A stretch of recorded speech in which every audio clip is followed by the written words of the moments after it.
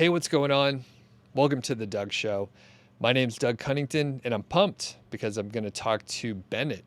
He emailed me a couple weeks ago to let me know about a site that basically it contradicts so many things that I thought were just common knowledge and true. And let me give you a couple stats before we bring Bennett on.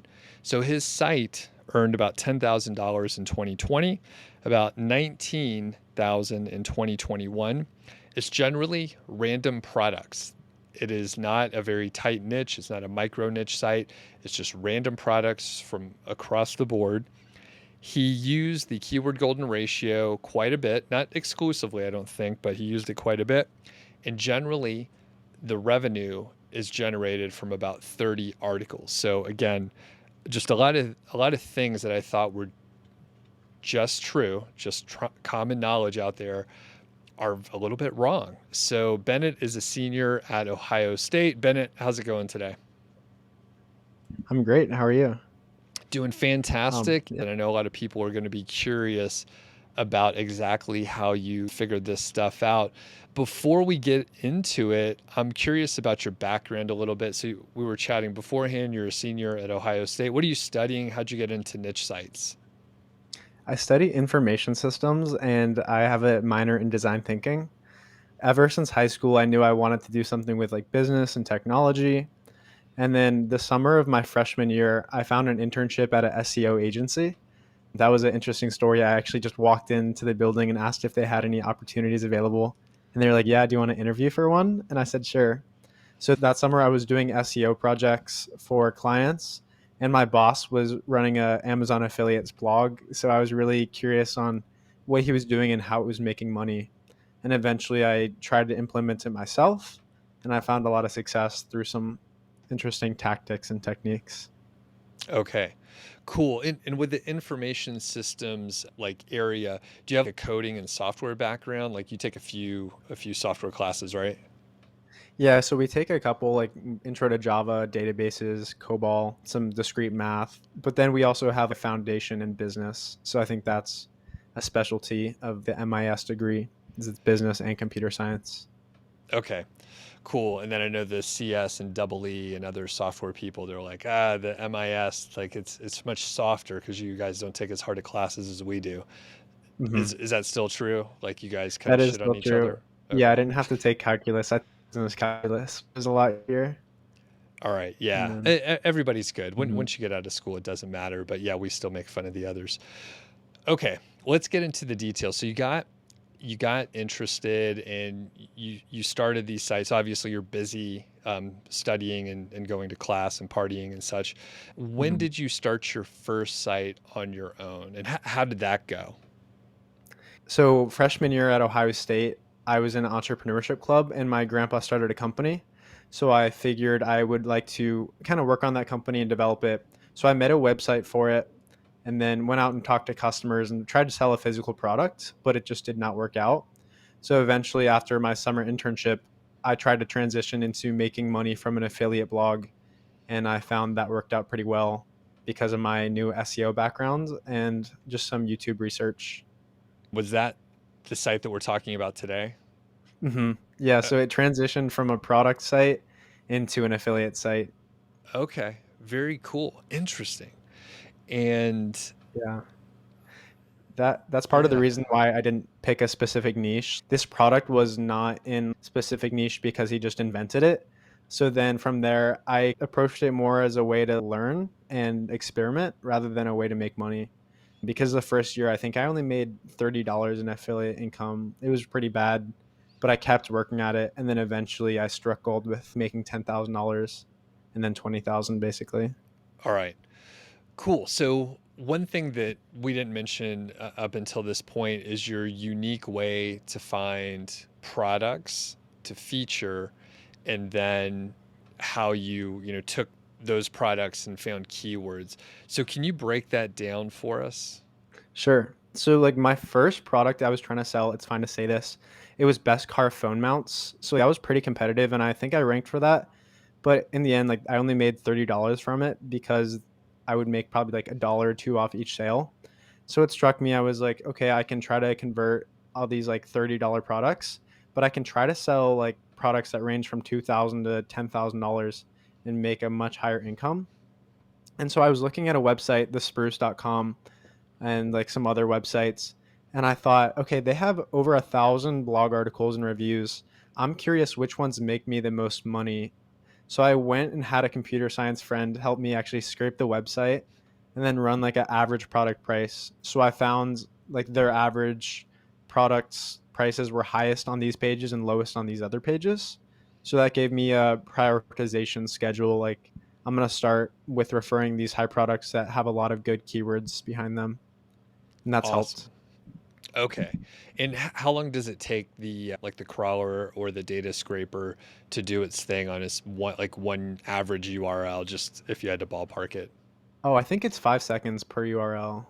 Okay. So it's not very much. Okay. And I'm just thinking about it. So it just probably pulls down the source code and then just like looks for any prices and then averages those together.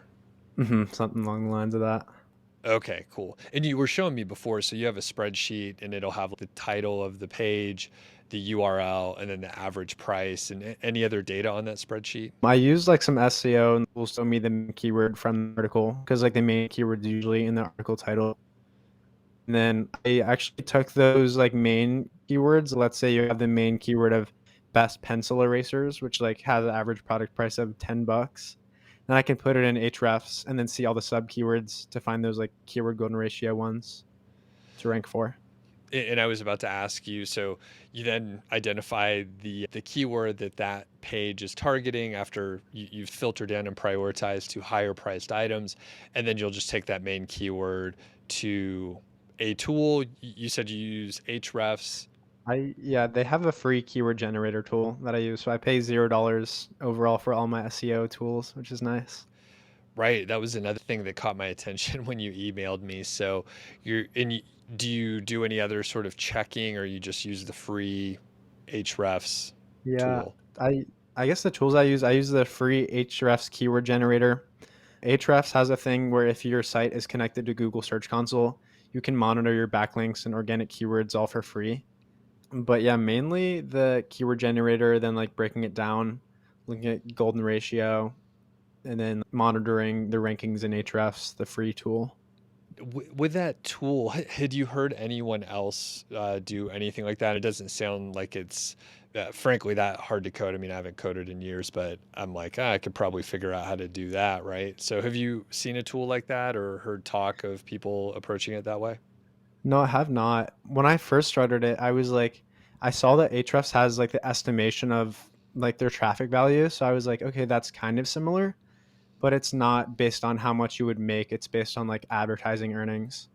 And then I was even trying to like use Amazon API or Amazon.com to find like specific things that cost in between a range. Like I was looking for couches. Okay, I know that couches are a specific product. It's very searched up. But what if I wanted to find something really specific like pinball machines? There's no tool that would like just give me those random keywords that are like really expensive. So I decided to make it myself just by looking at competitors. So with keyword research, often I tell people, hey, even if you find the keyword in the KGR phrase, go ahead and Google it and make sure that the competition looks acceptable. So did you take Mhm. that route? And if so, what kind of things did you see to make you think, hey, I'm going to skip this keyword, or yeah, I should definitely go? Like right now, I guess because my site has more authority, I do it less. But when I would start, I would actually go into Ahrefs, like into the SERP analysis.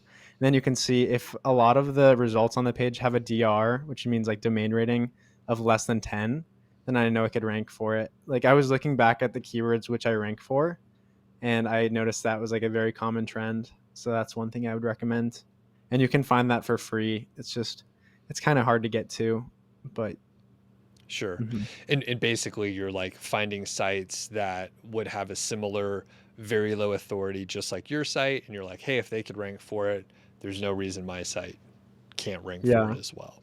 And even sometimes I would find like by accident, oh, I'm ranking and like this one above or beneath me has a low DR. Let me go on their website and copy some of their keywords because like I could probably outrank them. Got it. So anything else keyword wise or product wise before we start talking about the content a little bit? Hmm. I would say keywords. I found that I've had a lot of success with both informational and commercial intent, like both the how to as well as the best X in 2021 or 2022. But yeah, so I'd say do a mix of those. Some like big opportunities I see are like best X for Y. So like you could do like best water skis for the ocean or hot tubs for cold climates. Like those are good keywords that are like easier to rank for as a beginner. Some other things are you could go for signups. So let's say Bluehost, they're doing their thing. You could always try to just if the whole point is to convert someone to signing up, try to target those keywords right there, like how to sign up for X.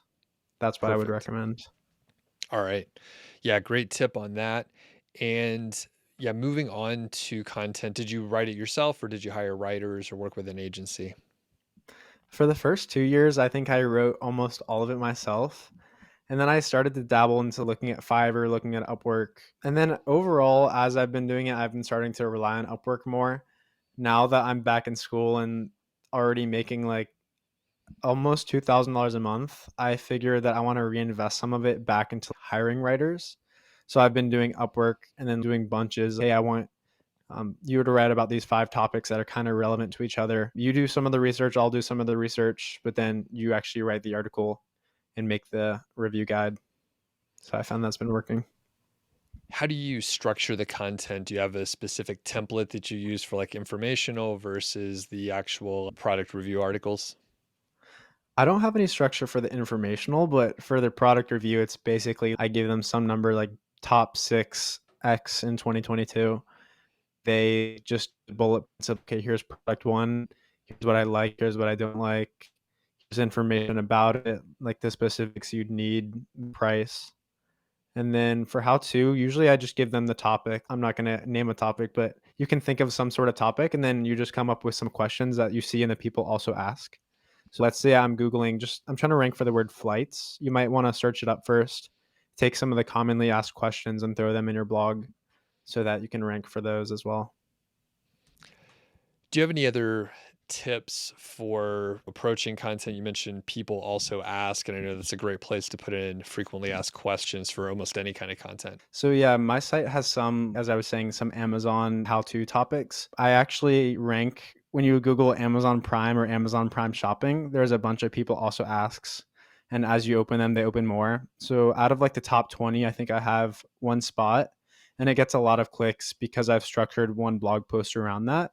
So I'd say if you're in any niche, like you're in bowling, just search up bowling and then look at those people also ask and try to make content for that because that's how you're going to get some massive clicks if you can rank for those like central keywords. And I was going to ask just a little bit deeper on the content and the structure, just in case. A lot of people that I chat with, they have sites where they set up pretty tight silos or content clusters, and there's a lot of topical relevancy around it. With your site, you have random products. So how do you structure your site, or do you even think about that? It's actually pretty funny. I don't think about it often. So I have this old site. Like when I started, I didn't know that much about content relevancy, all that stuff. So I basically just had one big miscellaneous section where I'd put a bunch of products. And so I have some categories and then just this one long miscellaneous section with like most of my articles, honestly.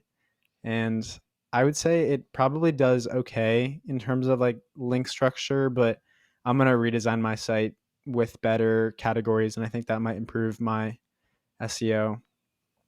Awesome. Yeah, I don't think it would make sense to link some of the items together just because they're totally random. Mhm. So it's very interesting.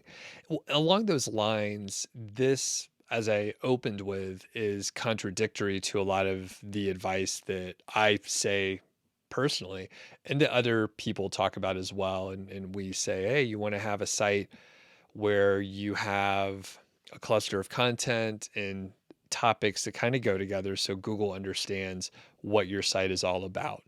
And I like this Mhm. example because I think it's safe to say when you started, you were naive enough to think, I'm just going to randomly put this together and I don't know if it's going to work. And that's great because sometimes if you're set in your ways like me, you don't try things like that that could potentially work. So my question to you, Bennett, is why do you think this worked out even though on paper, or if you asked advice from 10 experts, they would probably say, don't do that. It's probably going to be a waste of time. So why do you think this worked? I think a lot of people get too caught up in the fact of, oh, I got to be an authority in this space. You don't really need to. You just need to like answer their question and create good content. A lot of people would ask me, like, okay, someone lands on your page on this article. They're going to be so confused when they see all these other articles that are not relevant. And I say, I don't really think about that. As long as I can answer their question and direct them to a product at the time of clicking, it's not going to matter. And like Google's going to be fine with it. Like the random space of either, I'll give some examples of like furniture versus like Amazon affiliates, like articles versus how to sign up for X versus like pool tables. They're just not in the same category at all. But I think my content's good enough to where it's optimized to rank for it. I have some linking, like some backlinks, but some internal links. And I think Google thinks that's enough. Like Amazon, for example, they have so many different products all over the place, but they still rank really well because Google knows that they're just an authority now. And so when you get started, I would say just focus on what you think is interesting, even if it's not in the same niche. Like if you're interested in music, sports, furniture, pool tables, like just go for it. It doesn't need to be all about one thing. And you mentioned one thing there that I want to highlight is visitors probably won't be confused because they're not looking around your site. They just have one little problem that they're trying to get advice on. So it's pretty rare if I look up, say, a recipe and then I go click around to find other recipes that I'm not looking for. Like, I'm not going to do that. It Mhm. just doesn't make sense. So people are just probably landing on your site, probably not coming back in the future, most likely, right? Yeah, I think 90% of it is new visitors. So it's probably not the best from like a software as a service thing where you want to have repeat customers, but it's okay from affiliate because I make money through each click. So as long as Google features me, then I know I'm going to get a steady stream of organic traffic. Right. I want to jump back to content really quick. About how much were you paying for like your average article and how long are they? Right now, it's a little low, honestly. I think I can still find some good writers.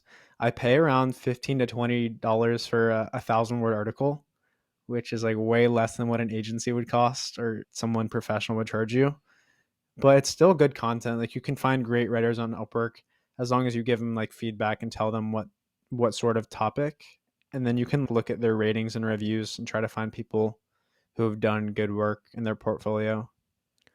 Do you try to hire native English speakers from North America or do you target a specific geography or type of freelancer? Yeah, I definitely try to target more like um US based writers, but sometimes I'll take a chance on new people if they have a good portfolio and if they think that like you can ask questions about the project, and then if they have good responses, sometimes you'll be like, okay, that's good. But also sometimes I hire people on Upwork and I pay them like it goes in escrow, but they never respond. So then I just end up like giving them bad feedback and finding someone else to write about it.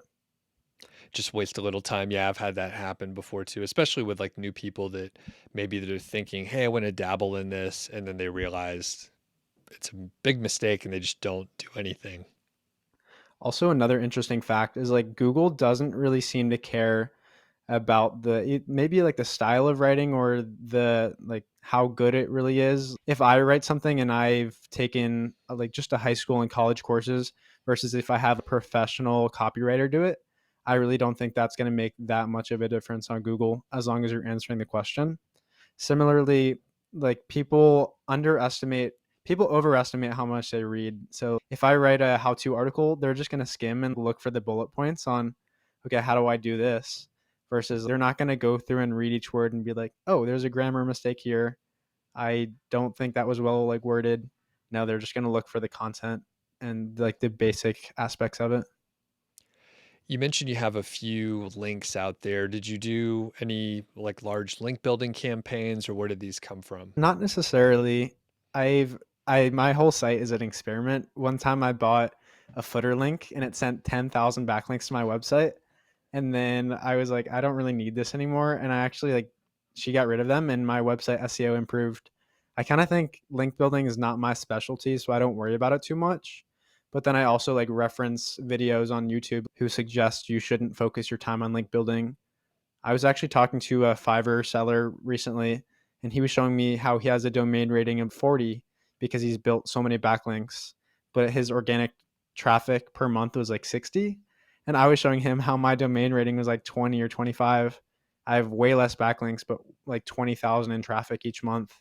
So I think if you're going to prioritize something, definitely prioritize just making good content and not link Nice. building.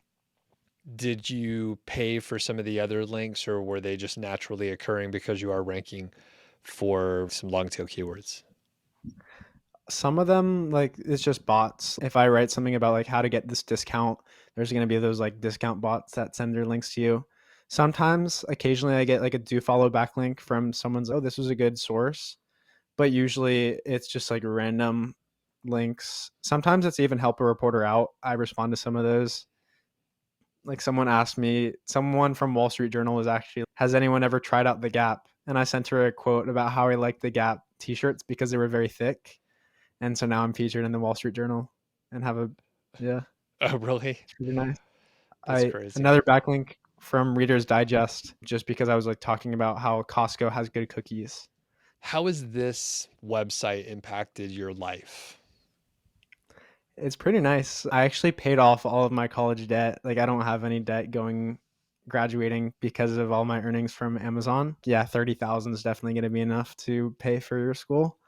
And then also it's giving me some like opportunity to think of how I can be an entrepreneur in the future and support myself through different like income streams.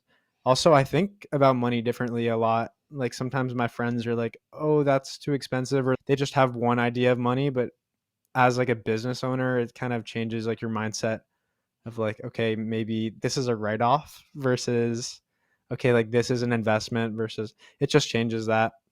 And lastly, it's nice to have some passive income because I don't have to worry as much about working a 9 to 5 job.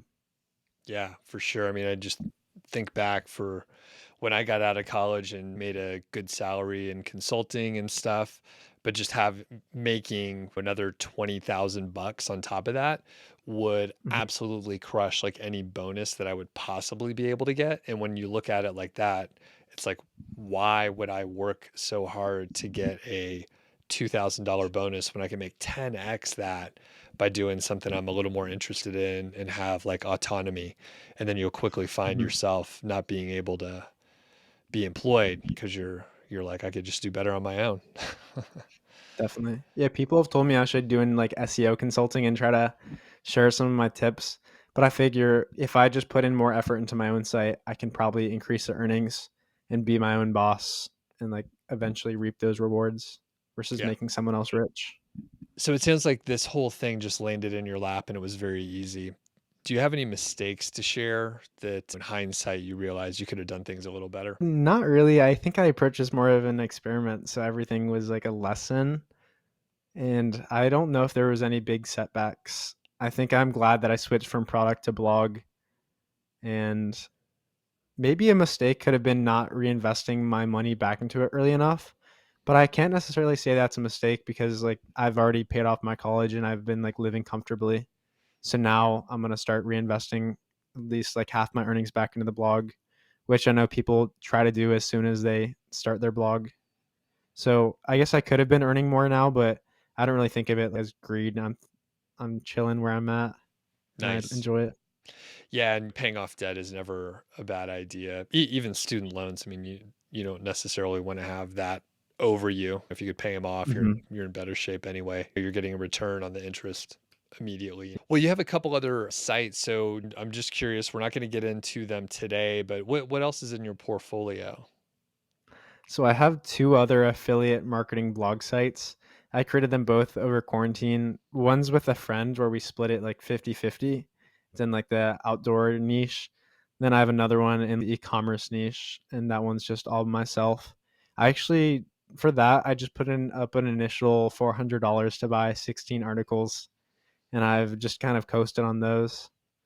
But it doesn't make that much money. I would say it probably makes around like $30 a month now. The other one's starting to make like $100 a month, the one that I'm running with a friend. And then lastly, as like a trying to engineer and solve some problems, I'm trying to make a grocery shopping app to make life easier when you're in the grocery store.